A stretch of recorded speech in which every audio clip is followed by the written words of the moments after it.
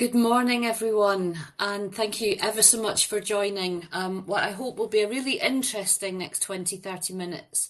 I'm Rebecca Barnett, the Marketing Director at Access People Division, and I'm joined by Philippa Barnes, who's Director at ReThink HR, a consultancy that we work very closely with. So this morning we're going to talk about how to help you make your HR technology investment deliver. But we're going to laser focus on successful implementations, because one of the things that's quite often overlooked when upgrading or buying a mid-tier or enterprise level solution is the cost and the time of implementations. And you'd be surprised at how many of them don't go according to plan. And what we're going to try and do in the next 20-30 minutes is just kind of dive into some of the reasons why, and explore with Philippa's expertise how you can navigate some of the pitfalls, which will hopefully help you if you're thinking about an active project, or you're thinking about an implementation soon, or you're in the middle of one. Maybe just give you some hints and tips that might help you just a little bit. So hopefully that explains what we're going to be talking about. I'm delighted to be joined by Philippa. So Philippa, do you want to just give us a couple of minutes and introduce yourself? Yeah, morning, Bex. Thanks very much for having me today. So I've been working in HR systems for nearly 8 years now as a specialist area. Previously worked in HR generalist teams and then consultancy. So my team and I completely focus now on HR technology. It's what we do with all of our clients. So we're there working with them to scope their needs, select the right system, and then work with them on the implementation to really make sure that it's a huge success. And they really get the return on investment that they deserve from the amount of effort that goes into the project. Brilliant. So we know we're in safe hands with you. And it's fair to say that ReThink HR work with multiple vendors, all types of businesses. So your experience is wide and broad, right? Absolutely. We're definitely sector and vendor agnostic, and we've worked in all different areas, from manufacturing to independent education, events companies, professional services. So what we find is, I think with a lot of us in HR is HR. It's similar in lots of ways. There are obviously bespoke things that you need for different industries, so we adapt where that's needed. And we work across all vendors. Our aim is to find if we're doing selection, we're finding the right system for our client and what they need. Every organisation is slightly different, every system is slightly different, and it's our job to help match the two together so that it's a really successful partnership. I think every client, every vendor wants to go into that, working, feeling like they're a really great fit. They can really help each other work together really well, and have a really successful implementation and a long-standing ongoing relationship. Okay, and that makes total sense. So your experience is really valid here. So let's dive into some of the reasons why projects, implementation, same thing, might, I don't like to use the word fail, but maybe not go according to plan. It's as much as 40%, Philippa. So what are the main reasons, in your experience, why these implementations sometimes don't go according to plan? I think there can be a range of reasons. I think you can plan for most things that can come up. I think scope is really important for people to think about, to understand what you're buying and the the time it's going to take to implement that, and also making sure that you've got the capacity in the team to be able to deliver that implementation on the timeline that you're suggesting. I think the other thing that people often underestimate is the resource that's needed for the project within the team. On the client side. Absolutely, on the client side. HR teams are always lean. There's no one making cups of tea and having a chat these days. We're trying to do that in between everything else. So teams are lean, resources are lean, and so it's about to be successful, you do need to have that capacity within the team to be able to take that work on, as well as the business as usual work that's not going to go away.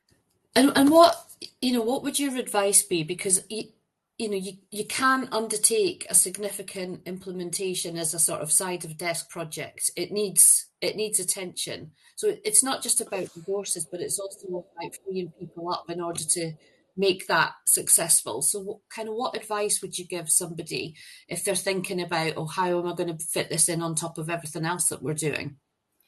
I think it has to be a core business priority. It needs support from the top down. The HR leader needs to be confident that they're going to be able to say, I need this resource, I need it for these reasons. I have to be allowed to let my team take this project on and deliver it. We can't be constantly pulling the people who we've allocated to the project into additional business as usual tasks.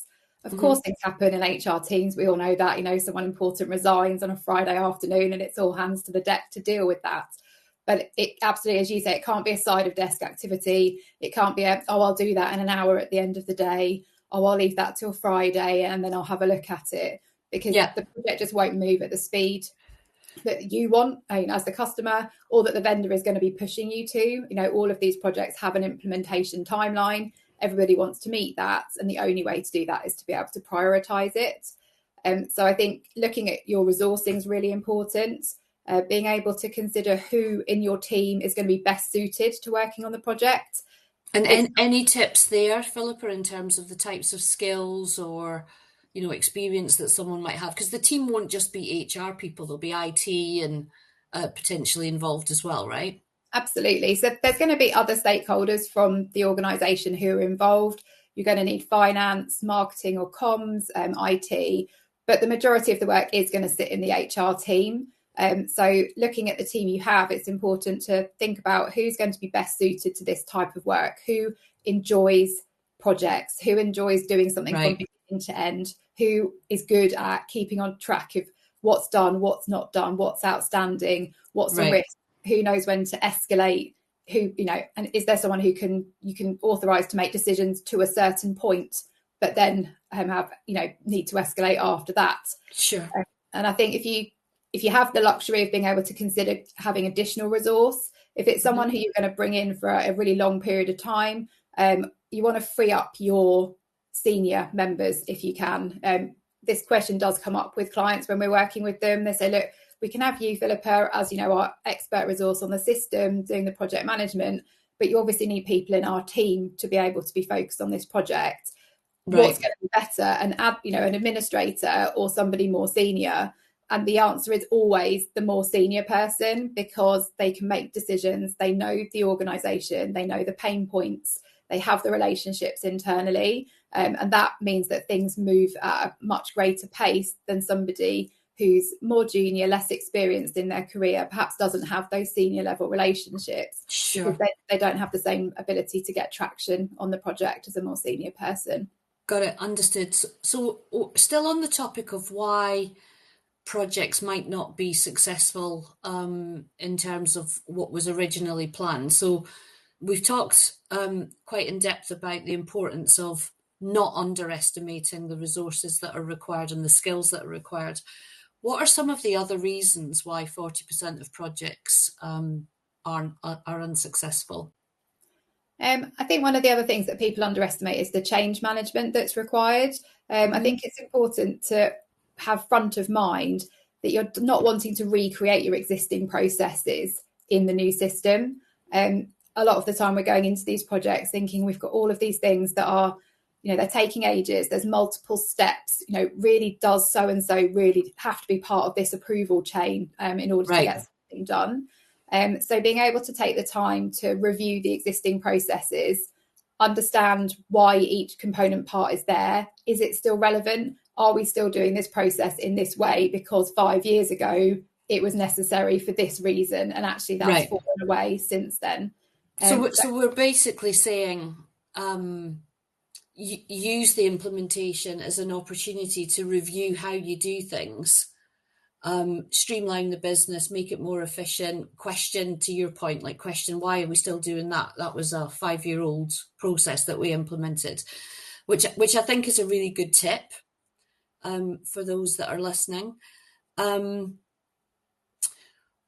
But just staying on that point for a second, and we'll come back to more reasons around failed projects. Thinking about that opportunity to review processes, what's the role of the vendor in that? Because they will be doing implementations with lots of different businesses. presumably they can lean in quite a lot on that topic of, reviewing processes and making them more effective. I think that they definitely can. You're right. The implementation teams on the vendor side are working on lots of projects, have worked on lots of projects, should have lots of experience and seen different ways that their product has been implemented to be able to meet differing needs. The different vendors have different approaches to how much time you get with the consultants.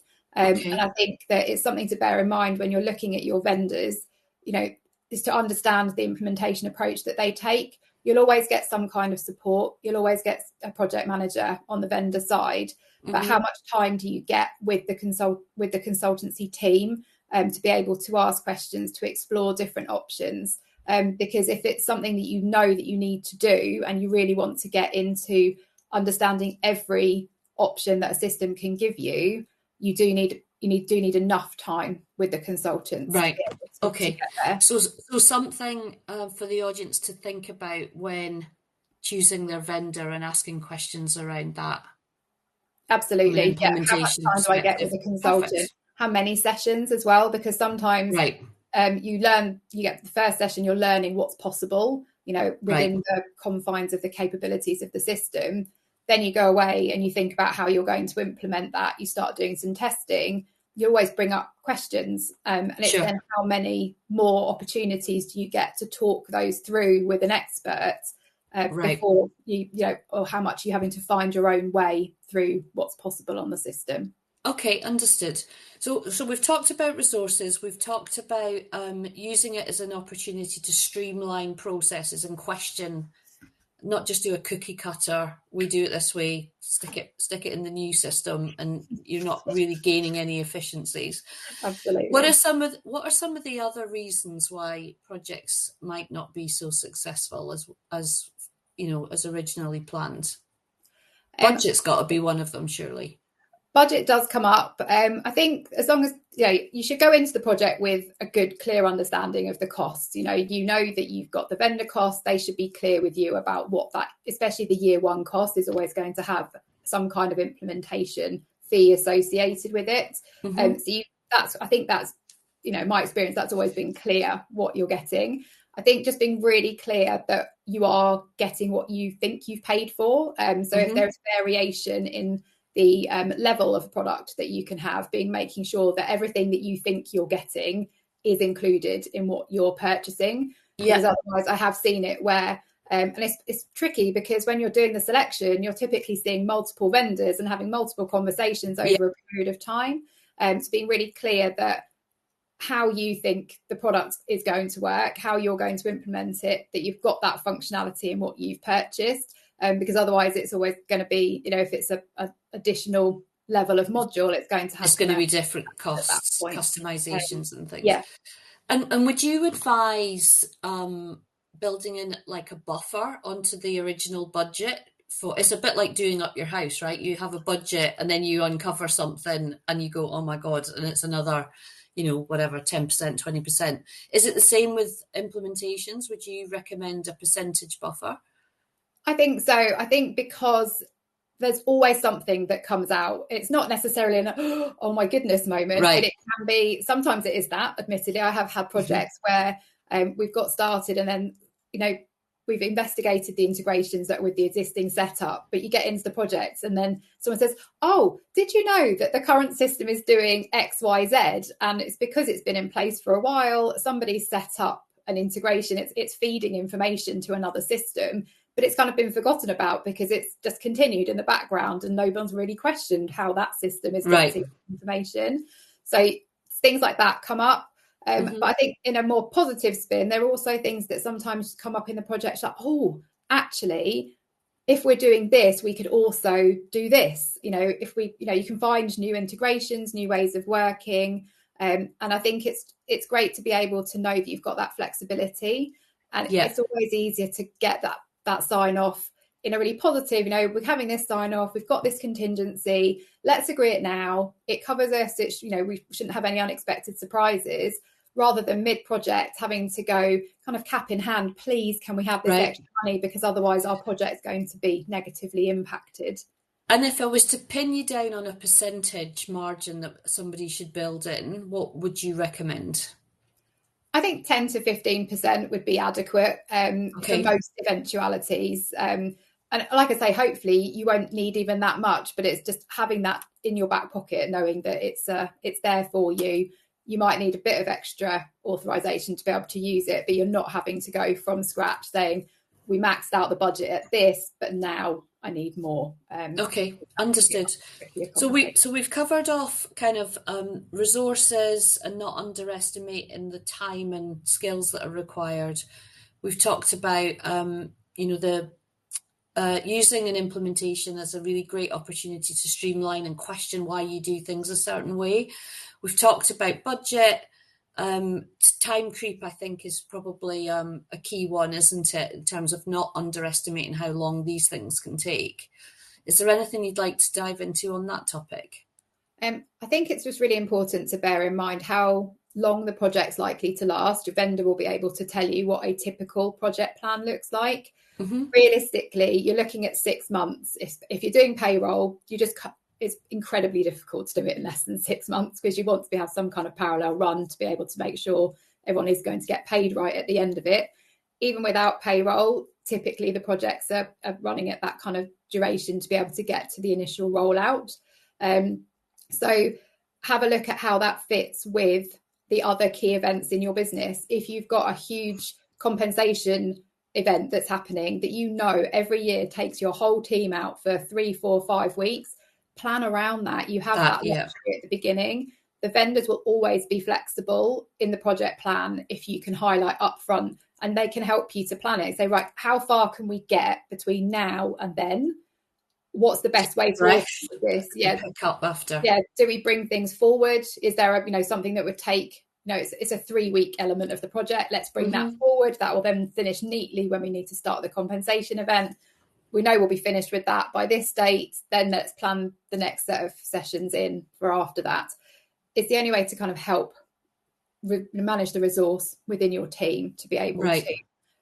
You want to make it as least stressful as possible. It's going to be a stressful thing, and it's disruptive to the business, and there's no point in trying to pretend otherwise, because you're basically ripping a system out and putting in some new functionality, which I think leads us really neatly onto the next kind of subject that I'd like to discuss, because I've been in this business a long time as well, and we're a vendor, and we really like it when our customers hold us to account for our role in the projects, in the implementation. So I'm interested to share some of your hints and tips with the audience, because there are several parties involved in an implementation, but the client and the vendor are the two main players. But the vendor needs to show up in the right way. And the client should be very clear on what their role is. So I wonder if you can just help expand on that a little bit, Philippa. Yeah, so I think as the customer, the relationship's really important with the vendor. You're going to be working with them in this project, and ideally for a long time. Having gone through this implementation, you don't want to be in a position where you're changing in the short term after that. So I think in terms of making sure you're getting what you want from the vendor, is you can ask them for everything to help you prepare for the project. They'll always be willing to share that information because they want the project to be a success as well. So looking for things like timelines, project plans, understanding the expectations of things like training sessions. How many training sessions are there going to be? Typically, how do they run? Do they run once a week for an hour? Do they run 3 times a week for 3 hours? Different vendors have different approaches, and you need to be able to plan that in. You also want to make sure that you're not letting your team all go on holiday in the 2 weeks that that training is going to be delivered, because that's going to make life really difficult for everybody. So you can, right at the beginning, really map that in for everybody and say, right, we're starting now. In 3 months' time, we're going to be at this point. We know we need these people involved. I'm sorry, you can't go on holiday in that time. And there's flexibility to change things, and obviously to work around any existing bookings so that you can then adjust the plan to accommodate those. And I think as well, you can really ask them for guidance on resourcing. Again, different systems, different ways of working. Different clients are going to have different abilities to resource the project at the right time. So you can say to them, how many people do you typically see working on this, and from which departments, and what kind of FTE are we talking about? It's really important to go into that so that when you're looking at your budgets, your resourcing, that you are accurate, because if you under-egg it, you find the team are put under strain, and or you're having to look at budget, additional budget, coming back to the kind of contingency point for additional resource. And it would be easier to plan that in from the off to make sure that it's running smoothly. And then in terms of the kind of the nitty gritty project, you've got consultants from the vendor on site, or sometimes a lot of it's done remotely now. How much control should the customer, the client, have in terms of that project? So what does a best practice look like in terms of, like, are there milestones that need to be signed off? That's like, what would best practice look like? I think in my experience, we're always working incredibly closely with the vendor project manager. Neither can do it in isolation. The vendor can't force the client, the customer, to be doing the work that's needed, and vice versa. So we need to be really aligned with that project management plan. It's got to be something that's created as a partnership and agreed, and then both sides have a duty to be committed to it and to do their utmost best to meet those expectations. And I think then if you've got that relationship, you can then it starts off with a strong foundation to be able to make changes if it's needed along the line. But I think that it's really to be able to make sure the project is successful, having that liaison with the project manager, making sure everything's ready in the right place at the right time, and also focusing on the fact that the project management plan from the vendor side will say something like, prepare your data and put it in the template for upload. And actually on the customer side, it's, where is the data? Is it clean? Is it up to date? Does it need transforming? Are we actually asking for more data now than we actually have? Is some of it in somebody's head? I had a project where a lot of the detail about pensions and private medical was in the HR manager's head. She held it there. She was amazing, but it was never documented because she just, as it came up, she set it up and moved on. It wasn't, systematized, because that was the reason they were putting a system in, was because it was ad hoc spreadsheets. The reconciliations were difficult, but she was doing it all, so it's fine. She's like, yep, I'm happy those are right. But no one outside was able to verify that. She was obviously doing it right. I'm not suggesting she wasn't, but just from that audit point of view, business continuity, she was the only person who had it. Key man dependency, all that kind of stuff. Things happen. People go off sick. People choose to leave. Other things happen in their lives. And if they leave without being able to transfer that information somewhere else, that's a huge risk, which is obviously one of many reasons that people look at systems in the first place, because it takes that risk away.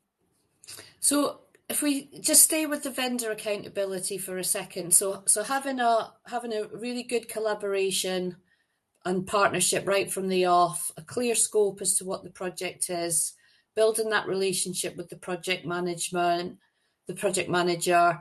having a clear view of the roadmap and where the client has sign off on milestones along that project, so that they don't suddenly implement the whole thing and then they look back and go, well, that's not what we wanted. So I think chunking it up was something that you talked about.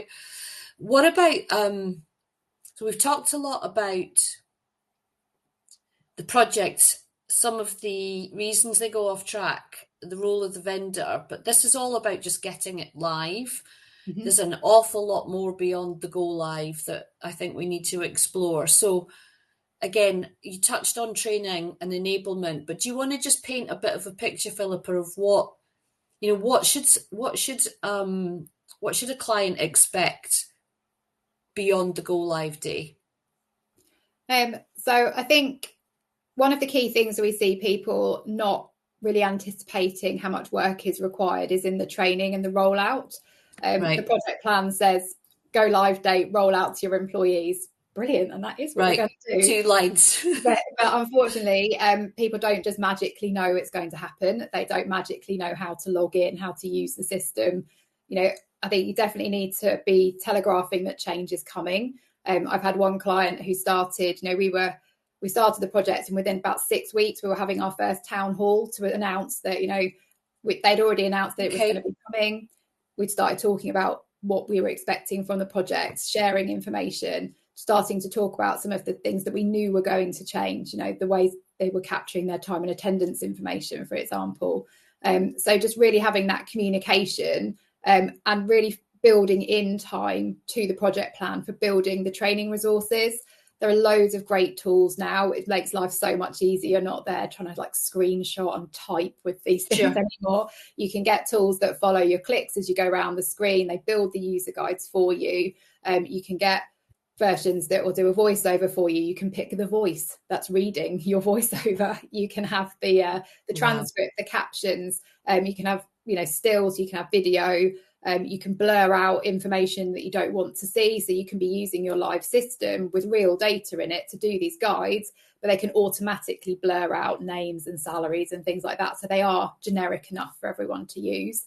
And I think where we've had really successful rollouts, it's where there has been capacity. And again, that comes down to resourcing for people who know the system well enough, know how it's being used well enough, and have the time to sit there, build and then refine those guides. And then if those same people are available for training sessions as part of the rollout, then that's really helpful as well, because they can see that through, and they can be updating those guides as well. So if you get the same question 3 or 4 times, okay, maybe that's not in the guide. Maybe we put that in, we'll add it in, specifically call it out and say, this has come up, this is what to do. And I think, the topic of adoption is a whole other, maybe that's a webinar that you and I can do in the future, Philippa. But I think the message that we wanted to land on this one was there's an awful lot more to a successful implementation than just the go live. The hard work actually starts afterwards, when it's about adoption and getting people to use it, because that's when the clients maximize the return on their investment and they start to see the efficiencies. But I'm conscious of time, and we've actually got a great question in the from one of the delegates, and it segues beautifully into the next topic, which was the role of implementation consultants like yourself.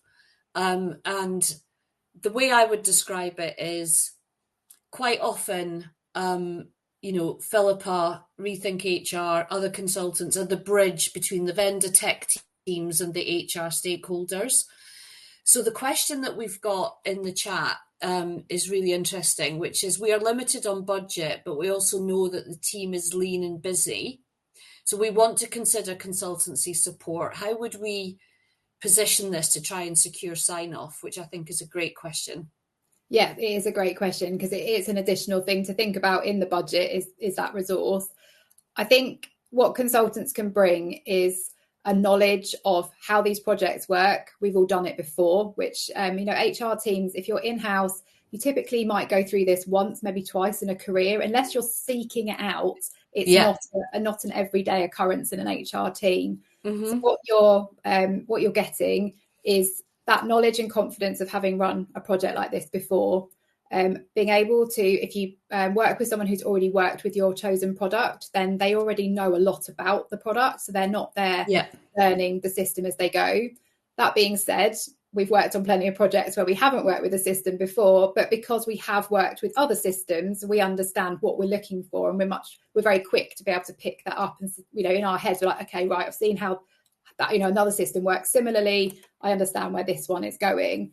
And I think that bridge between the technical side and the HR team is really important. Yeah. All HR teams are technically focused. There are a lot of acronyms in this world as well. You've got, isn't there, single sign, SSO, single sign, or multi-factor authentication, DKIM. I'm actually not sure what that stands for, but it's to do with emails and notifications coming in. We love an acronym in tech. Yeah. But it's true though, because I know we're laughing about it, but the technical teams talk a different language to the HR team. And to your point, HR are going to do this once, maybe twice in their life, and you guys as consultants can be the translators between the two.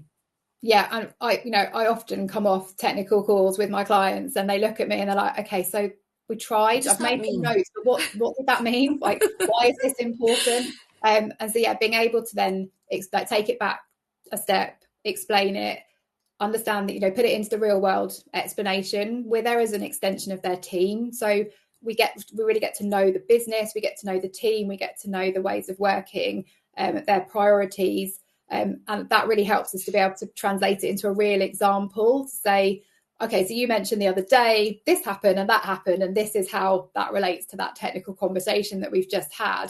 So yeah, really getting them to really understand it. But also it can help when we're trying to express what the HR team needs from the product, because that sometimes is lost in translation as well. And you have the technical consultant saying, I kind of understand what you want, but how exactly do you want that to work in the system? And we can then be saying, all right, so you've talked broadly about this process and what you want to happen. Yeah. What the technical consultant needs is what's step 1, 2, 3. And at step 2, if there are 2 options, what do you want to happen on each one? Because then they can support with the design, the build, whatever work they're doing, to be able to get to the outcome that everybody wants, you know, that the system's functioning, how that customer is set up. Sorry, is that my dog barking? I knew that was going to happen. So I do apologise. All the joys of doing these things live from home. Okay, so just staying with the consultants piece again. So bridging that kind of world between technical vendor and HR stakeholders. What about, I think you touched on it, translating the business needs into system configuration. But also managing risk. I think that's probably where you can add the most value, because your job is essentially, we'll come in and our job's to make sure that your project stays on track. So that's where the return on investment comes, right? Yeah, I think managing the project, making sure that everyone's ready with the right things at the right time so that you keep on track. Really making sure it sticks to time and doesn't get to a point where, you know, you're having a session with the vendor and the vendor team comes on, they're like, right, okay, so you've got this ready, right? And then the whole team just stares blankly at each other going, oh, were we supposed to have something ready for this session? And you just kind of waste that time. And unfortunately, it does happen. And that's because people are busy. You know, they've got all these other things going on. You know, things can get missed. So having someone who's there in your corner, basically fighting for what you need and highlighting, say, guys, I know that in 3 weeks' time we're going to have a session on this.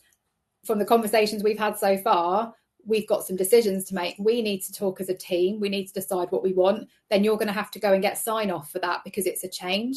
So you can make sure that you're plotting it through to have the sessions that you need to give people the time to get the decisions that they, you know, the authorization for things, if whatever's needed, to then be ready for that session. So I think, yeah, where we see the return on investment is very much in reducing stress as far as possible, keeping the team on track, letting them focus on what they need to look at now, not what needs to be done in 6 months' time. You know, the project plans they can be overwhelming when you look at them. I can imagine. Okay, that's a lot to do. Just focus on what you need to do now. Chunk it down. The next 2 or 3 weeks. Let's break it down. Let's make it more manageable, less overwhelming. Just focus on that. Get that bit done, and by doing it in that way, you keep making the progress. You can see things moving forward. You meet the project deadlines. You get to report back to the senior stakeholders saying, good news, this is where we said we'd be, and we are here, and everything's on track, and this is what's going to happen next. And that's just so much easier when you're having to do those kind of updates internally, that you can be saying, we sign this off with this set of expectations and we're meeting those expectations. It's so much harder when you have to go into those meetings and say, so we had this has happened, that's happened, this wasn't foreseen, and now this is where we are. It's just a harder conversation to have. And is it fair to say, Philippa, that a lot of the time clients would bring you in when it's too late, the project's already gone wrong? I think it's one of those things. We would definitely say that we think we can add the most value being in from the beginning, because this is my point. We can get it set up. It's like, I think the message that we wanted to land is the consultancy and the services you offer shouldn't be there to rescue a project. If you want to do it successfully and get that ROI from the start, is bring you guys in right from the beginning. Yeah, and I think, factor that into the whole calculation from the off, and then you can be accurate on your return on investment. Realistically, return on investment starts really kicking in probably 12 months after kickoff. You've got to get the product up and running, you've got to roll it out. Then you can start building on it and optimizing it, really embedding it within the organization, starting to get the data that then can start to bring in, feed into those kind of data-driven decisions that we all want to be making when we're looking strategically in our businesses. That just does take time to be able to build up and to give you that full picture. So I think the quicker you can get to that, the better.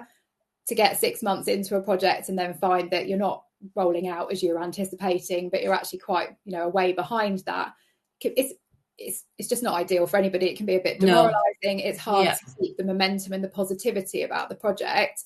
And if we do come in at that stage, that is our job, is to really bring everyone back together to say, right, this is what we've achieved so far. This is where we're going next, and this is how we're going to do it. But it is more straightforward to be able to be in from the beginning. And like you say, build it in as part of the budget so that you're not, you're not the fairy dust when things go wrong. But if you're built into the costs right from the offset, then it brings a significant level of confidence and de-risks the project right from the start. So absolutely. I think that. Yeah. Is there anything else that you wanted to mention on that topic? Because I'm just conscious of time and we've just got one more little thing to talk about. I think we've probably covered most things on that. Okay, cool. Yeah. So then I think the final point we wanted to cover was, when you're thinking about from the client side, who needs to be involved in the team? I think we did touch on it very briefly at the beginning. Can you just give us your thoughts, Philippa, on what does that ideal team setup look like in terms of roles and skills? Okay. Because I want to make sure that people understand this is not just about HR people, that there are multiple stakeholders from within the business that will get brought into the project at some point. Absolutely. I think the ones that people, are confident they need, finance, because there's always going to be information from the HR system that needs to go over to finance. Even if payroll isn't involved, there's probably going to be some kind of link if you're holding salary information for budgeting and planning, that kind of thing. IT you do need, absolutely, they're critical. The role has changed where we've moved from kind of on-prem server-based systems to cloud-based systems. They're not there for the maintenance, and the upgrades to the system, because they happen over the cloud. But what we do really need is their technical expertise to navigate the security requirements of our own organisations. There's always things that we need to do to make sure that the website's going to function, people are going to be able to log on correctly and securely. How are we going to engage single sign-on, that kind of thing, if we've got that in place. And also how we're going to make sure things like notifications arrive from the system, because naturally people have got steps in place to stop kind of spoofing of emails, that kind of thing. So it's that technical expertise that we really need from them.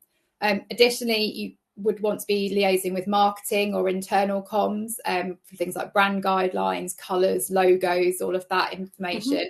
And also maybe tone of messaging. Sometimes they want to be involved in that. If there's a defined way of formulating messaging, then you want to make sure that the system matches that that brand that the internal team have. And then I think the other group that gets overlooked in projects actually is bizarre. I guess ironically, it's actually the end users. I think it is really important to get at the right stage. They're not there for the planning and all of the decision making, but if you've got, we're going to make this change, this is what we think the new process should look like, making sure that you're running that past the end users, the managers or the employees that might be part of that and impacted by it, to make sure that you're not inadvertently creating another problem or solving a problem that they don't actually think is a problem. Sometimes you can over-engineer things. And I think it's important to make sure that the outcome is a system that is easy to use, is intuitive to use, and that feels like a smooth and easy exercise. We're in the system all day, every day. Most employees are in an HR system once a week. The dip in and out, yeah. But so they need to be able to get in, do what they need, and know that it's, you know, following through. They're getting the notifications when there's updates, and just making it as easy as possible, because that's how you'll get them to use it. If it's difficult, people just won't engage, and you won't get that value from the data and everything else. Brilliant.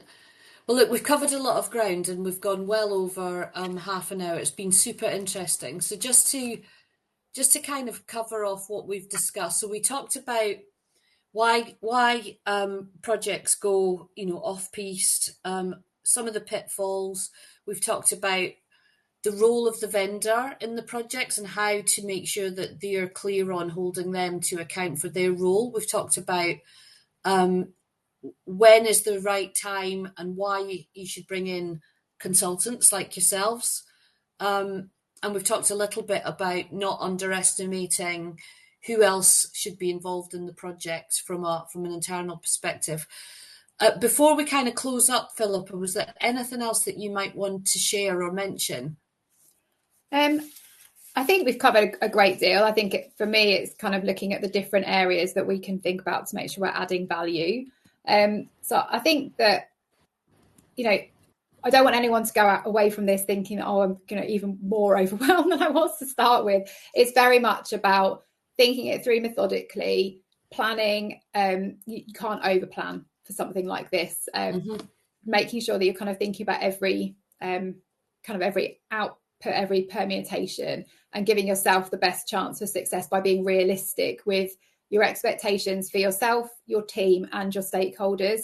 Because if you overpromise, then you have that risk of underdelivery. It is so much better if you can be more realistic and then, you know, give yourself every chance of meeting those expectations. Okay, thank you.